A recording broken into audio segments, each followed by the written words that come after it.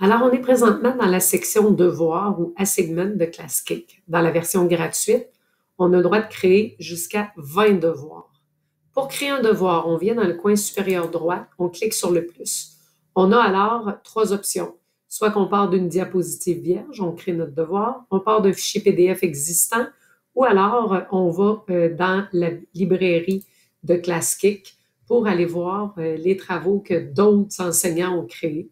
On peut alors aller filtrer par discipline, par degré et tout. On prend le devoir en question, on en fait une copie et après, on peut le modifier.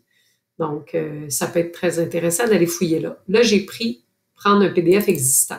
Donc, si je prends celui-ci, on voit que mon PDF a 7 pages. Je peux prendre toutes les pages, donc je peux importer le PDF au complet si c'est ce que je veux, ou je peux, si je le préfère, venir sélectionner des numéros en particulier. Comme par exemple, je pourrais dire, je vais prendre ces deux numéros-là. Je fais Next. Next encore une fois. Donc, j'ai mon premier numéro.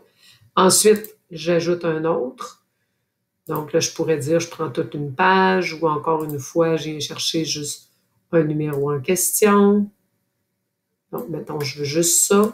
Je fais Next. Et j'ai toujours aussi la possibilité de dire, est-ce que je veux une nouvelle question sur la même page que ma question 1 ou si je veux une nouvelle question sur une nouvelle diapositive. Donc, si je les mets, mettons les deux sur la même page, donc je décoche ça, ils vont être les deux sur la même page. Je fais Next et je fais Terminer. Vous comprenez que je pourrais continuer comme ça pour plusieurs pages. Une fois que j'ai cliqué sur Terminer, mon devoir est donc créé. Donc, comme j'ai dit, j'ai mis les deux questions sur la même page, sinon ça aurait fait deux diapositives.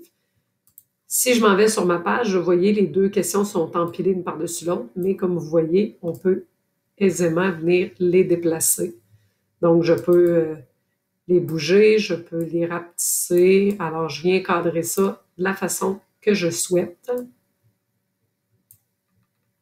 Vous voyez? Et là, une fois que mon devoir est créé, j'ai mon PDF. Tout ce qui me reste à faire, c'est de venir l'assigner à un groupe, tout simplement.